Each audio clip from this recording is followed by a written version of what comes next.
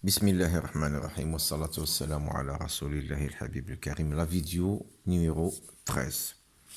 Dans cette vidéo, on va essayer d'entamer un nouveau concept qui est la monotonie.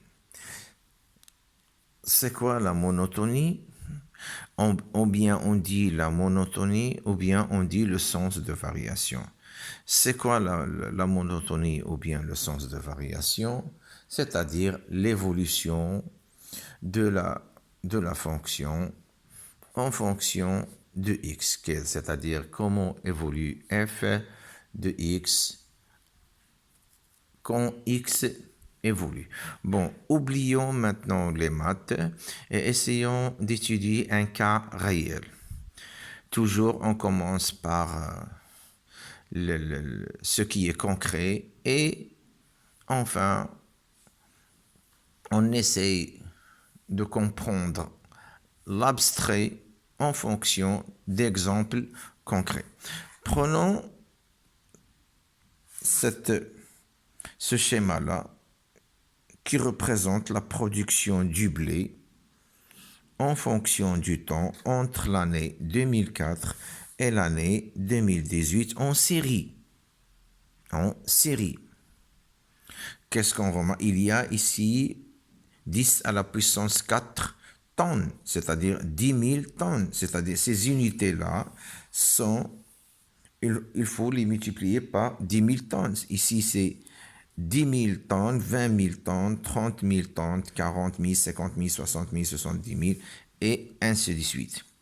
Bon, si on veut étudier cette courbe-là, économiquement parlant, qu'est-ce qu'on va dire? Dans l'année 2004, on a dit pour trouver l'image de 2004, pour trouver l'axe des X, c'est ça. Et l'axe des Y, c'est ça. Dans l'axe des X, on a placé les années, et dans l'axe des Y, on a placé la production du céréal en série. Très bien. L'image de 2002 est 2. L'image de 2005 est 2,5. 2006, 3. 2007, 4. 2008, 6. C'est-à-dire quoi? En 2004, on a produit en série toujours, on a produit en série 20 000 tonnes, 2 fois 10 000. C'est-à-dire 20 000 tonnes. Et en 2005, on a produit 25 millions. Dans 2006, on a produit 30 000 tonnes. Dans 2007, 40 000 et ainsi de suite. Dans 2008, 60 000. Dans 2009, 80 000 et ainsi de suite. Et le pic, ça a été en 2010. On avait, c'est-à-dire quoi ici? On dit ici que on a une croissance, de la production, une bonne croissance. On croît en fonction du temps. On croît en fonction du temps. Ou bien dit la courbe est croissante, la production est croissante en fonction du temps, c'est-à-dire il y a une évolution. Par contre, en 2011, on était à 10 à la puissance 5, 10 fois 10 puissance 4, c'était 100 000, et on a tombé jusqu'au 40 000. C'est une chute remarquable. Et bien sûr, on sait très bien maintenant, pour un économiste ou bien un homme qui fait de la politique, il va très bien expliquer sa chute. Pourquoi on a cette chute? Eh bien, tout simplement, ça a été la guerre en Syrie.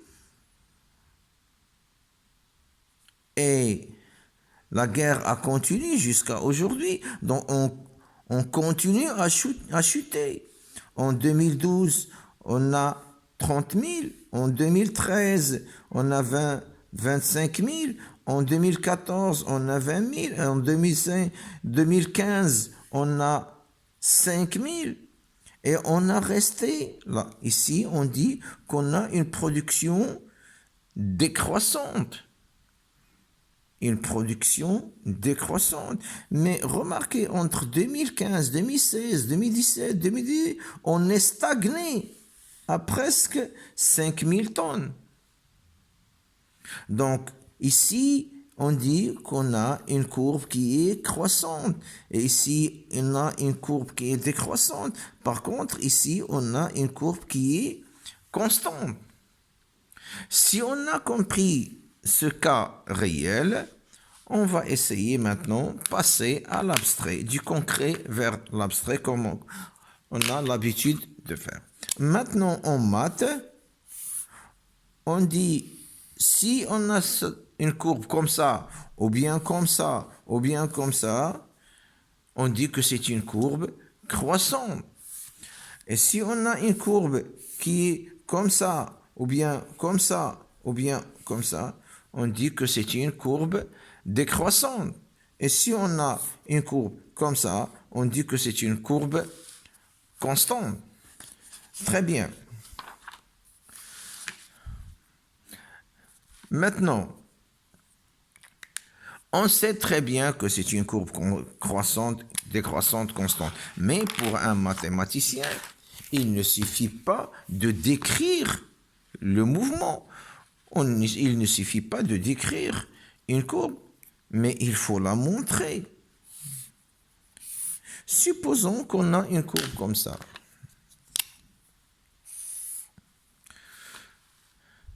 Prenons deux éléments, x1 et x2, avec une condition x1 inférieure obligatoirement. La condition x1 doit être inférieur obligatoirement. Cette condition, c'est obligatoire. x1 inférieur à x2 ou bien x2 supérieur à x1, c'est la même chose. Et je vais prendre f de x1 et f de x2. Remarquons que x1 inférieur à x2 et f de x1 est aussi inférieur à f de x2 dans cet ordre 1, 2, 1, 2. f de x1 est inférieur à f de x2. Si on a ce phénomène-là, inférieur, mais en gardant l'ordre, x1 vers x2, f de x1 vers f de x2. Si x1 inférieur à x2 et on a trouvé que f de x1 est inférieur à f de x2, alors on dit que la courbe est croissante. La courbe, voilà comment il est croissante. Il est dans ce sens. Bien sûr croissante, pourquoi? Car le sens positif est là. C'est ça le sens positif. On croît. Quand x croît, f de x croît. Quand x croît, f de x, elle aussi, elle croît. Regardez. f de x, elle est là. f de x2, il est là. f de x1, elle est là. f de x2 est supérieur à f de x1. Donc, pour montrer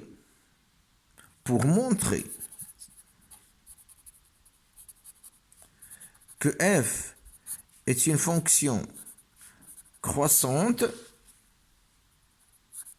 il faut prendre x1 inférieur à x2. Ça, c'est une donnée. Ça, c'est une donnée. x1 inférieur à 2. On doit prendre x1, c'est-à-dire on fixe x1 et x2 et on cherche à comparer leur image.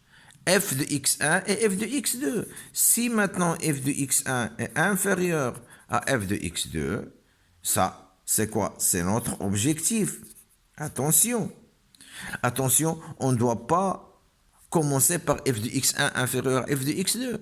Non, on doit commencer par x1 inférieur à x2 et montrer que f de x1 est inférieur à f de x2. Si on trouve maintenant cet objectif-là, tout ça, ça montre que la fonction est constante, est croissante, pardon. Maintenant, pour montrer qu'une fonction est décroissante, alors c'est l'inverse, bien sûr. Si elle est décroissante, alors elle est comme ça.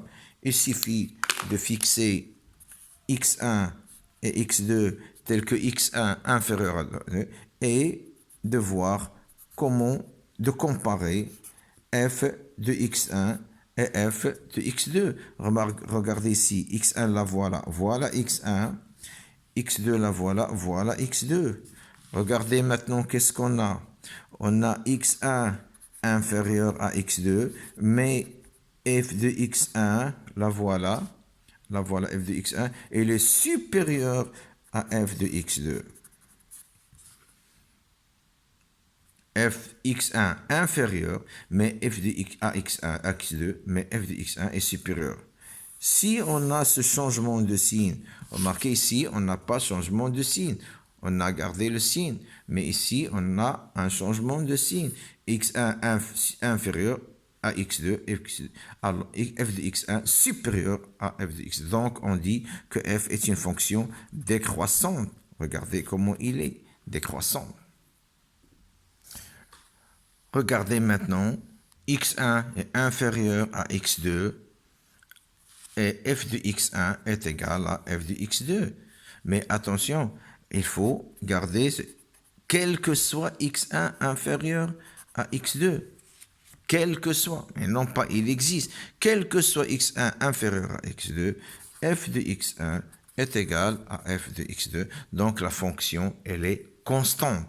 Elle n'est ni croissante ni décroissante. Elle est constante.